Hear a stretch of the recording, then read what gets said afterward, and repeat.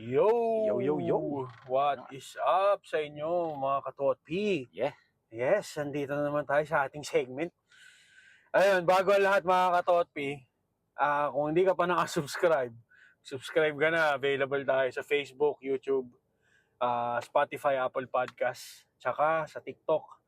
And bago ang lahat, Boss Lots, gusto ko lang shoutout yung mga top listeners natin dyan. Shoutout kay Sir Maki, kay Charles, si Charles Conde, si BA. Shoutout sa inyo. Solid yan.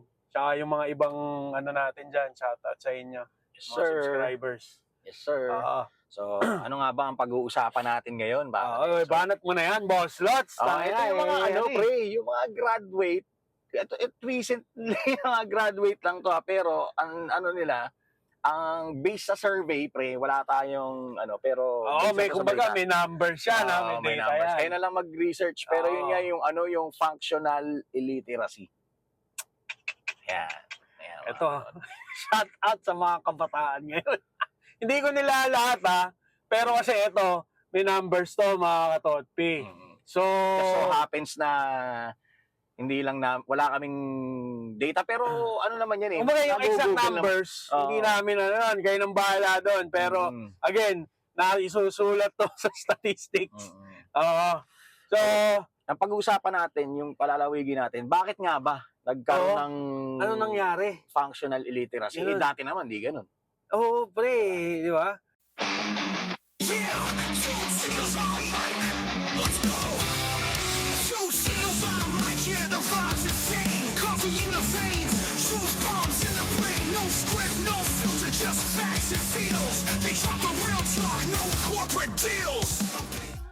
So, bago natin himayin to, magpapakilala muna ako para sa hindi pa nakakakilala dyan. Ako nga pala si Papa Dencho, yung tito mo na laging galit or mas galit pa doon sa mga ngayong nag-iimotok doon sa functional illiteracy daw. At ako naman ang iyong Boss Lots, ang tito niyang medyo galit lang, pero siguro naman hindi naman tayo magagalit masyado dito sa sa episode na to. Pero yun nga, mabalik na tayo. Yung kasi, yung mga reason, may mga reason silang na katulad halimbawa underfunded na public school, pre. Siyempre, hindi naman laging tutok yung kasi 'di ba pag public school ang daming estudyante, hindi natututukan. Saka yung ratio kasi ng student to classroom. Teacher to classroom. Oo, 'di ba? Medyo hindi na conducive din for learning. Pwede 'yun. Yung kasi merong mga teacher para lang para wala nang masyadong ipasa ko na.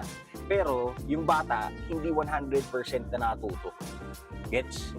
Graduate lang. Kasi nga, syempre, para hindi mapulaan. Kasi sa mga public school may mga standard yung mga passing grade siguro. Syempre, yung iba hindi na natututukan para lang masabi mong mataas ang graduation rate o kung ano mang term yun. Ipapag-graduate na nila. Kaso nga, yun nga, hindi subok. Kasi nga, masyadong maraming tao or population ng eskwela na. Pero, alam mo, Boss, sa kuwang ko dyan, pre. Parang, ever since naman, overpopulated yung mga public school, pre. Bagay. Well, siguro, mas marami lang ngayon, pero I don't think na, for me, ito, opinion ko to, mga katotpi, hindi siya, kasi ever since the world began. Overpopulated na, especially mga public school. Pero hindi naman ganyan. Bagay. Tita ko nga, multi-degree holder pa. Pre, pinag-aral ang sarili. Ang kasi pre, dati, umaabot din naman ng parang 40 and above Minsan 60 pa nga sa isang classroom. Bagay. Pero hindi naman ganyan yung naging resulta. Hindi ko masabi na baka, sorry again, for my words, hindi kaya generational thing tong nangyayari na. Maaari kasi ang statistics parang parang sa ngayon hindi yung mga past. Hindi yung past Diba? Kasi siguro kung sasama mo yung past, together with the statistics ngayon, bababa siya. Pero siguro. hindi ganun na Oo, grabe kasi ngayon. Ang dami ngayon, ang dami dati, mga galing sa public school, mga CEO na, alam mo yun? Oo, di ba? Mga Saka, matataas ang posisyon. Hindi natin, kumbaga, hindi tayo nagiging dito. Hindi natin, kumbaga, hindi natin minamata. Kasi, putang ina, pre, madaming matalino, madaming madiskarte galing sa public school. Yung yung tita ko, Di ba? pre, sa land bank yun. Public school yun, pre, proudly. Naging division chief pa ng ng land bank. O, di ba? Kasi ang it's just that, yung pagkakataon nila para makapag-aral, limited. Kaya naging public school sila. Feeling ko rin kasi, pre, yung sa information technology natin, pre. Siguro, parang natututo sila ng mga bagay na hindi nila nagagrasp masyado. Gets yung konsepto. Like say for example, may gusto silang malaman. Nasa mundo kasi tayo ng information ng internet. Mundo ng internet. Oo, di ba? Oo. Lahat. Kaya lahat nasa internet na. Pero, ayun na nga, hindi kasi lahat ng nasa internet, totoo. Or reliable. Pero kung iisipin mo, pre, kung ako come to think of it, andyan na yung information iintindihin mo na lang. Ang nangyayari kasi ngayon, pre, ito, opinion ko lang to mga katotpi Ang nangyayari kasi ngayon, bakit ko pag-aaralan yan nasa internet naman yan? Ayun, isa pa yun. Oo. Bakit ko isisiksik sa kukote ko yan nasa internet naman kasi beyond doon sa pagsasalita, halimbawa, pagsasalita ng English, marunong silang mag-English Baka mapunta tayo kay Ato niyan. Sabi nga ni Ato, di ba? Si Ato, marunong silang mag-English pero ang bobo nila. Parang ganon. They are communicable pero they do not grasp kung ano talaga yung what's up. Kung what's up talaga with the bakit nangyayari to or bakit nangyayari yung ganyan. Oo, nakakapag-communicate sila which is a sign of intelligence or pagiging edukado. Pero yun na nga, yung kasi, kaalaman. Alam mo pre, yung pagiging edukado ngayon, parang na lang it's just a word Hindi na siya kagaya nung pag sinabing edukado kang tao. At least, di ba, parang maalam ka sa buhay, maalam ka sa bagay na ngayon hindi Tapos minsan ang i-reference pa nila yung social media na ganito which is unreliable. Yung pa actually, isa pa yan. Sinasite nila yung mga ganong yung klaseng mga sources. social media sources, lalo na sa Facebook or Instagram or yung Twitter na X na ngayon, pre. Kumbaga doon sila nagre-rely. Parang, ano bang nun, kapwa mo lang din tao yan. Hindi naman yung tipong, hindi naman yung profession yun. Oo, yung nag-aral talaga. State niyang ganun. Nag-doctorate talaga, Diba? nag-specialize. Saka, na yun, alam mo topic. pre, isa pang ko dyan, pre. Kaya bakit siguro ganyan? Yung sinabi mo kanina na pinapasa na lang ng teacher. Alam mo kasi kung bakit. Ako, opinion ko lang to. Again, opinion ko to. Bahala kayo sa opinion nyo. Kung sasangayon kayo o hindi, bahala kayo. Mag-comment na lang kayo. Di ba? Kung anong nyo. Pero ang dyan, pre, is... Ayan, na hello. Oo. Ang natin dyan is... Pasensya na, pasensya na. May mali ang pindot. Oo. So, yun. Mabalik tayo na may nagkaroon lang tayong distraction ng very light. So, yun, mabalik tayo sa sinasabi ko. Yung ngayon kasi, kagaya sabi ni Boss Tots kanina, yun nga, parang pinapasa na lang ng mga teacher. Ang ko dun is, kasi ngayon sa panahon ngayon, pre, pagka pinagalitan mo yung estudyante or binagsak mo yung estudyante, Isa pa yan. tangina, i-questionin ka pa. Sobrang sensitibo, pre. Hindi katulad dati. Pre, nung elementary, alam ko, naranasan mo yun. Teacher mismo, pinapalo ka sa kamay. Pre, ako nga, pinagkaklase ka ako sa labas ng classroom. Ay, ako nga, pre. Ako din, pre. Yung naranasan ko, pre, kailangan, sabi ng teacher, sa sobrang kulit ko, kailangan pagpasok ko, nasa likod ka ng pinto. Ganun ako kulit dun. Naranasan ko din yun. Yung mga face the wall, yung binabato ng eraser, hinahampas sa kamay. May consequences kasi, pre. Yung mga actions kasi, hindi naman natin nila lahat. Naging sensitive tayo masyado sa kailangan actions ng teacher. Pre. Oo. Katulad din ng parenting, pre, yung sinatawag nilang gentle parenting. Kaya minsan tumitigas yung mga katotpi, magkakaroon kami ng isa pang episode tungkol dyan sa lintik na gentle parenting na yan. Abangan nyo. Oo. Yung pre, yung masyado nilang binibaby yung yung mga bata. Tsaka ang ngayon, pre, isipin mo, pre, parang halos, hindi lahat, pero halos lahat ng gumraduate may award. Ayun, katulad doon, participation award. May participation, ganyan. Parang, tangina, what the fuck? Wala kasing effort, pre. To mag-effort ka na kailangan manalo ka o kailangan mas maganda yung presentation ko. Mas extensive ang research ko. Hindi lang ako nagre-rely sa ganitong klaseng sources. Diba? Kasi, akala kasi ng iba yung mga, yung disability na yon, yung kalimutan ko na yung topic natin, yung intellectual disability.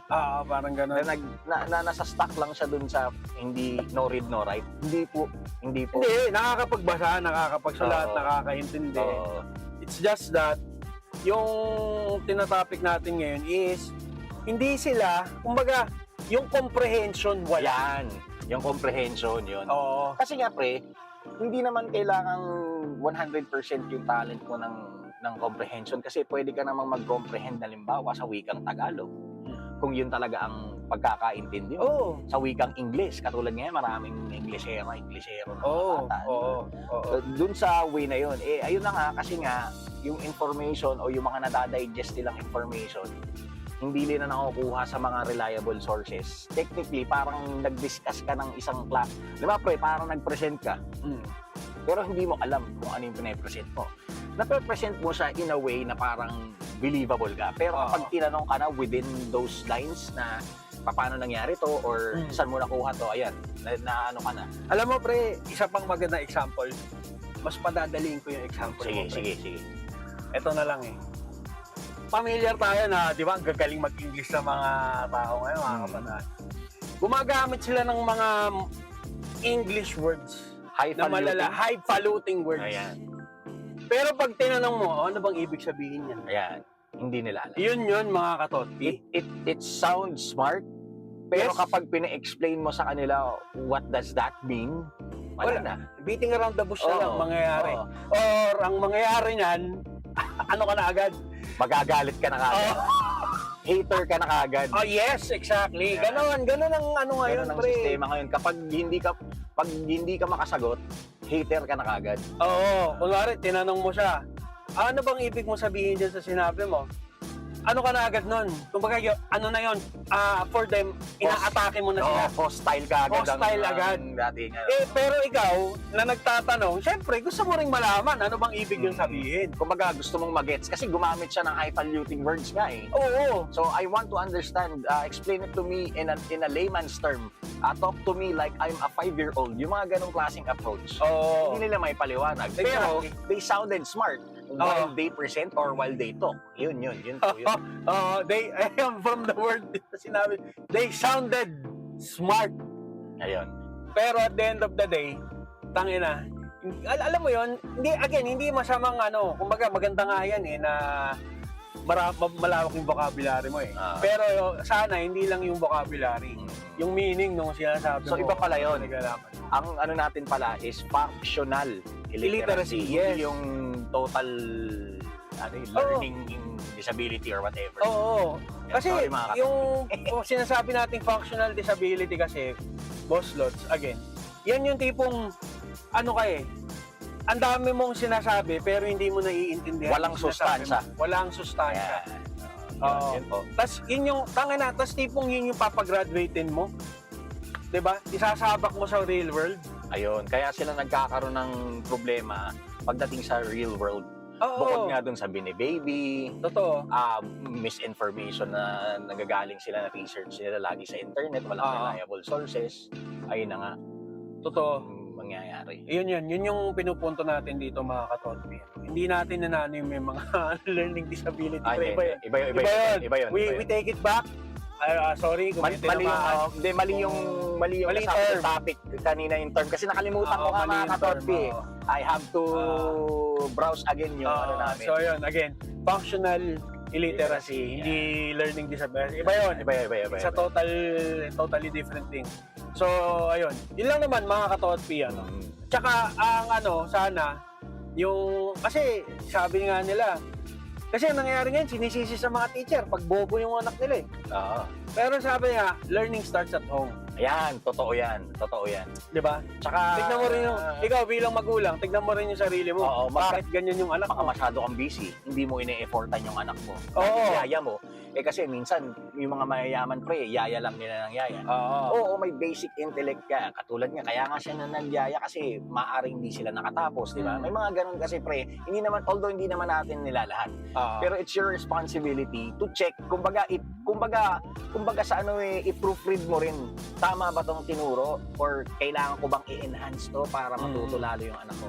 Huwag niyong i-asa lang sa mga yaya-yaya, mga ganun. Kasi nga, although meron silang mga basics, don't expect na high quality yung maituturo nila sa inyo, sa mga anak nyo. So, we suggest na since kayo ang edukado na magulang, baka naman pwede nyo. Tsaka huwag yung binibaby yung mga anak nyo, please lang. Tsaka ito naman, no, doon sa, since binigyan mo ng tips yung magulang, ako magbibigay akong tips sa mga kabataan na nag-aaral. Ano na to, take na natin to, huling habilin. Ito naman yung sa akin para doon sa mga kabataan na nag-aaral ngayon. Bago Kasi pwede nilang gawing excuse yan eh. Hindi kasi ako tinuturuan sa bahay.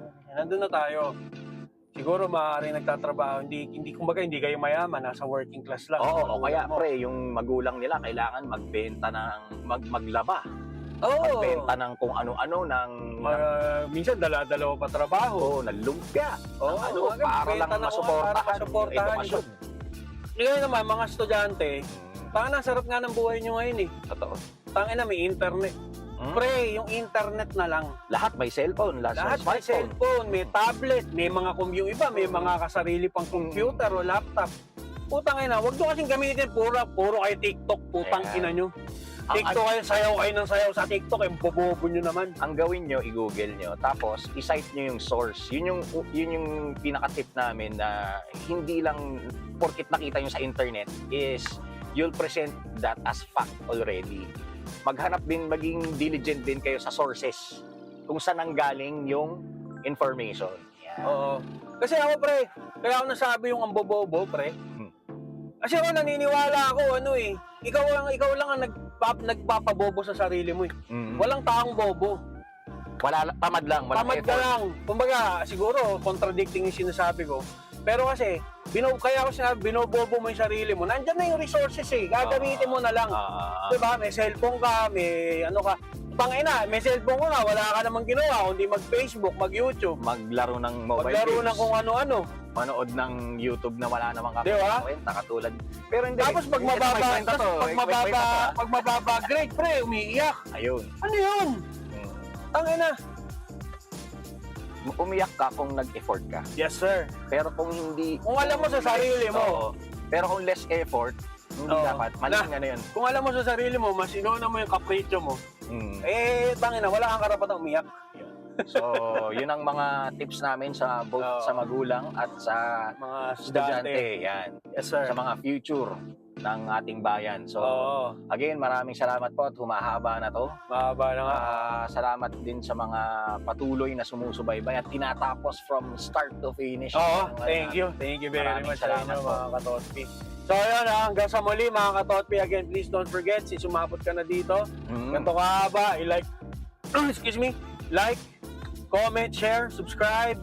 Gawin mo na lahat. Libre lang naman yan. Nasa Facebook, YouTube, Spotify, Apple Podcast, and TikTok tayo. Yes, sir. So mga katotpi, again, ako ang inyong Papa Dencho, yung tito mo na ngayon siguro medyo sakto lang. Slight. Na medyo nagalit. More of a parent galit to. Pre, kasi magulang tayo. At ako naman ang inyong boss sa tito yung medyo galit lang. Pero hindi ako nagalit ngayon. More of concern sa mga nangyayari, sa mga kabataan ngayon. And again, we are the Opinionated Titos Podcast. Hanggang sa muli, marami pong salamat. Bye-bye!